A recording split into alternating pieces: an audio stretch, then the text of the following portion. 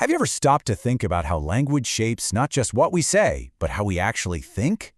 Today, we're diving into a really fascinating idea, that language isn't just a tool we use, but it's more like the operating system for our entire consciousness. So let's kick things off with a question that sounds pretty simple on the surface. What's the real difference between English and Japanese? I mean, yeah, of course, the vocabulary, the grammar, the characters are all different. But what if the real difference is something way deeper? Something that actually structures our reality? Because, get this, it's not about the meaning of the words, it's about the timing of our thoughts. It's about that precise moment that we start to judge something or make a decision or form an opinion.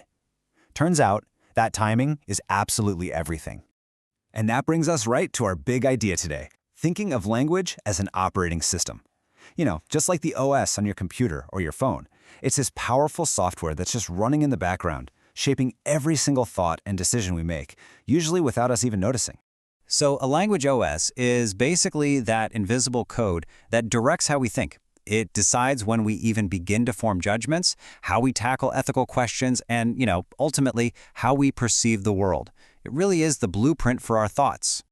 And this visualizes that chain perfectly. It's like a set of dominoes. And what's the very first domino to fall? Language. Our language framework kicks off this whole chain reaction. It activates our judgment, that shapes our ethics, and that finally leads to our actions. It all starts with language. Okay, so let's actually see this in action. We're going to compare two very, very different systems. You can really think of them as two competing operating systems for the human mind. And this is where it gets really interesting. On one side, you've got the English OS. It's all about immediate activation. It wants to get specific, nail things down, and assign responsibility right away. It's very action first. Who did what to whom? Let's make a decision now. On the other side, you've got the Japanese OS, which operates on delayed activation. Here, it's all about building context and understanding the relationships before any judgment is made. The main focus is on maintaining harmony, not on taking immediate action. All right, so now let's throw a huge wrench in the works. Artificial intelligence.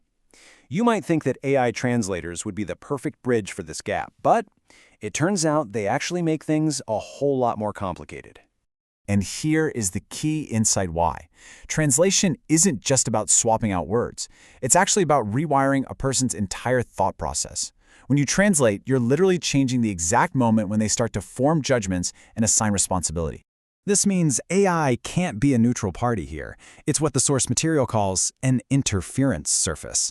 It can't just move meaning from point A to point B. It has to pick a side. It has to translate in the style of one OS or the other.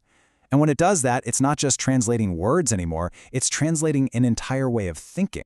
So, with two completely different systems, and AI kind of stuck in the middle, how are we supposed to navigate all this? Well, the source suggests a framework for this called reflective humanism.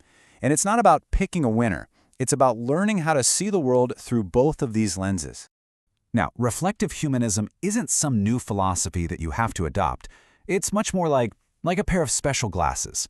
It lets us see exactly how these different language OSs create totally different outcomes, all without us having to judge one as better or worse. The core ideas here are pretty simple, but they're incredibly powerful. First, no language is superior to another. There's no hierarchy. The goal is simply to observe, not to judge. It also treats cultural differences as creative starting points, not as problems. And maybe most important of all, it really pushes back on this idea that global has to mean English only. And that leads us to our final, and maybe our most important question of all. This whole idea forces us to completely rethink what globalization even means in our super-connected world. So, we'll just leave you with this thought to chew on. In this age of AI and instant translation, what is a truly global language? Is it really about all of us speaking the same words? Or is it something way more profound? Something about learning to understand and maybe even share the very timing of how we all make sense of the world?